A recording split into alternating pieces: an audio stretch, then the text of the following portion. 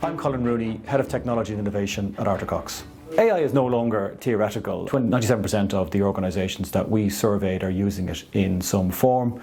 When clients come and speak to us about AI, it's no longer to say, can we use AI? It's more now to say, how should we use AI? How do we do that compliantly? What sort of regulatory or governance framework should we have in place? What sort of risks should we be considering?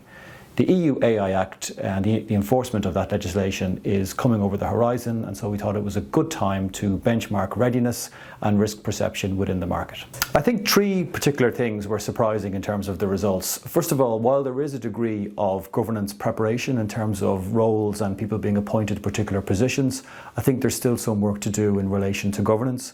Certainly in relation to AI literacy, we expect there will be further rollout of awareness and training over the next number of weeks and months. Risk classification, and in particular understanding the role that you play within the EU AI Act ecosystem, is particularly important. So some degree of confusion between whether you are a provider or a deployer, and I think that that's important to understand because certain risks flow from that.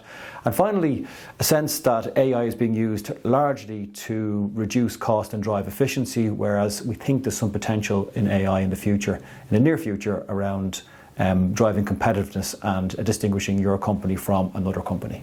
I think over the next 2 to 3 years, we move from a position of experimentation with AI to embedding AI in your business, by which I mean there will be more of a focus on decision making, and more of a focus on driving value from AI, and more of a focus on assessing and managing risk. We think in particular that those organisations which spend the time to plan governance, to implement risk management, and just to give general consideration to how AI is responsibly used in their business, are likely to scale AI in a lucrative and meaningful fashion.